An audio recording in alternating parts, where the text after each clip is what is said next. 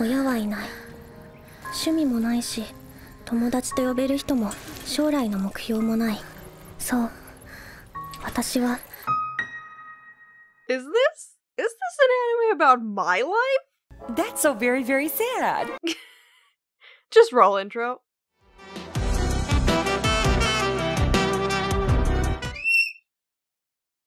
Super Cup started with one of the most beautiful montages that I've ever seen in an anime. It really reminded me of one of Makoto Shinkai's movies as well as One Direct Priority. However, Super Cup is its own thing and has none of the surreal or fantastical elements of any of Shinkai's movies or Wonder Egg. Super Cup is what happens when you take a slice of life story in the vein of an Ozu movie and give it the kind of longing for adventure and joy of life of a Hosoda movie. It breaks many stereotypes and yet still manages to be one of the most chill and comforting series that I've ever had the pleasure of watching after a long day of grueling work. Let's see what exactly makes this a hidden gem of the season.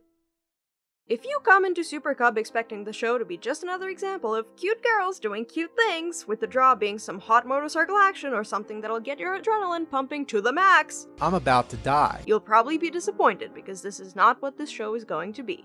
At all. Our protagonist Koguma lives in the rural city of Hokuto. She has no parents, no relatives, no friends, and no goals for the future. Yeah, not the happiest life. Her life is peaceful yet uneventful, and every day is same old, same old. She wakes up, eats, goes to school on her bike, returns home, eats, sleeps, and then repeat. This even makes my routine look a little bit more exciting. But as lonely as this life is, Koguma is pretty okay with it, or at least she's gotten used to it. That is until one day she gets fed up with having to bike to and from school every day, and seeing that a few of the other students have a motorbike, she decides to get one herself. And she lucks out when the owner of the shop gives her a used Super Cub for only 10,000 yen. How you feel about that? That's a steal. Wow, yeah it is. The catch? 3 people died while riding it. A Casey Anthony steal. Not that it matters to her though, because she takes the motorbike anyway. 構いません。買います。 This decision not only helps Koguma to venture out of her comfort zone, but she also slowly opens up to others and makes true friends at school. REIKO, who's a motorbike enthusiast, and she, who's an aspiring barista. And yes, she too begins to want a motorbike. Now, I'm a person who hates seeing female characters forced into traditionally male roles for the sake of #diversity. Screw gender quotas and Bechdel tests. I prefer female characters that are actually interesting to whatever this was. It's just that I'm so good at so many things. But Super Cub does a great job at portraying a traditionally male hobby instead centered on female characters. While REIKO takes the role of the full-on geek who knows how to modify a bike and gather parts despite only being a high schooler, Koguma's the opposite. She has no clue about bikes, but she desperately needs something in her life to make her feel alive. And yes, you can totally enjoy a hobby like this without being the most knowledgeable. The way the two girls strike a friendship is also highly reminiscent of boy friendships. You have a cub? So do I! Let's be friends! Nice, easy, and not easily swayed by Koguma's awkwardness. I've never made a friend that easily in my life, but then again, my hobbies are hot gay men and butchering fish. Yeah. I am biased because I love slow burners and slice of life shows. I've mentioned many a times before that I live vicariously through them and they calm me down the same way a hug from my partner does. But Super Cub was a big surprise for me. Reading the description, I thought this would be more of a biker gang show, #girl power edition. I almost expected the main character to be like Arisa from Fruits Basket. Instead, from the very first episode, I just felt so calm. I could immediately relate to the girl with nothing going on in her life who has to find something worth living for. It was never explained why she didn't have her parents, why she was so quiet and her room so glum. We're just shown her house that looks oddly reminiscent of Weisler's in the lives of others, which everyone should watch before they die by the way, and we can make our own scenarios about why it got to be like that. The speed with which things change is also realistic and fascinating to me. On the one hand, we're shown Koguma's decision to get a bike is relatively rash, but calculated enough that she doesn't spend more than she's got.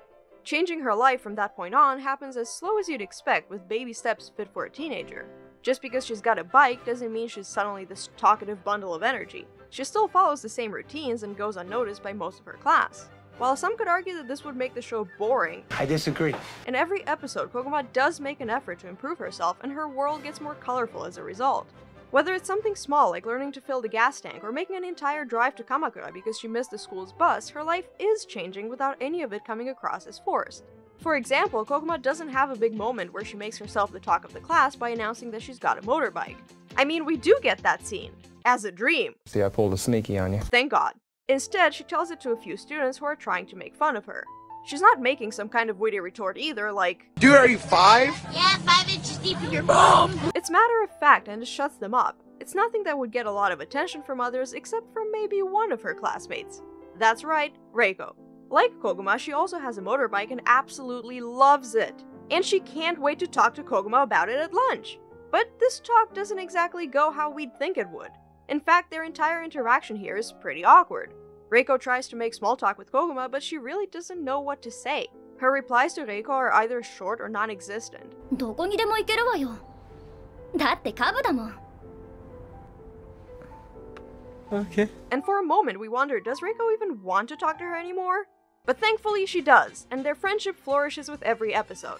And by the way, I need to mention how happy I get every time I see Koguma being happy, because every time she smiles, I smile too. We must all make it our mission to protect her smiles at all costs, because they're far too precious to lose. You are so goddamn beautiful, you know that? You know me as a real graphics hoe by now, so you shouldn't be surprised that the animation of this show is another reason why I love Super Cub. The animation is outstanding, and oftentimes I had to remind myself that I wasn't looking at photographs. For example, in the first few minutes of the first episode, I was convinced that what I was looking at wasn't drawn. It looked too real to me. But sure enough, it's all animated. It's all incredibly detailed and gorgeous to look at, but not in an exaggerated way. There aren't a lot of fancy color schemes or highly saturated backgrounds, but it all looks breathtaking nonetheless. The character designs are also fitting for this type of show. The girls are all cute, but don't cross into moe territory like something from KyoAni. Nothing against that style, but if Super Cub did go with that approach, I think it would work against the show. And the CG here isn't half bad most of the time. I said most of the time, because the bikes themselves look good, and when the driving is from a distance, it also looks good. But when the characters get a bit closer to the screen or make certain turns, it can look a bit choppy. But this is just me being nitpicky, because this doesn't ruin the show at all. And what better way for this calm atmosphere to be complete than with a great soundtrack? I might not have the best ear for music, but the choices here are really nice. You've got some classics that everyone likes, but of course, I wouldn't know them. They just sounded nice to my tone-deaf ears. Beeps and the boops are very pleasing. We'll occasionally get some bubbly or energetic songs to fit the mood, but Super Cub is never trying to make things more dramatic or intense than they are. If you think we'll get some epic biker music with scenes of Koguma competing in a drag race to raise money for the school, there's nothing like that here. It can be melancholic and it can be soothing, and I've noticed that with each new episode the score gets just a little bit happier too. I don't like that sentence. F that. Conclusion. With the spring season coming closer to an end, I can't help but think the Super Cub will somehow get lost among the more popular or fantastical series that are airing. And I think that's a real shame because there aren't a whole lot of series like this out there right now. It's a simple series and falls right into the niche of shows where quote-unquote nothing happens. And I enjoy it so much for that very reason. Like the radio or dictionaries, I know nothing about bikes and probably never will, but that doesn't mean I wouldn't be interested in learning a thing or two about them. Hopefully for all of you that are watching this video, I've convinced you to at least check Super Cub out. And maybe like, subscribe, and comment while you're at it.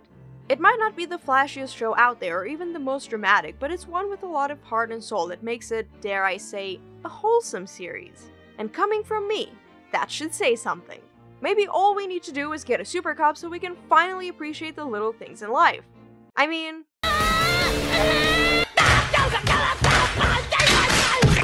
that probably won't help anything, but, you know, a girl can dream.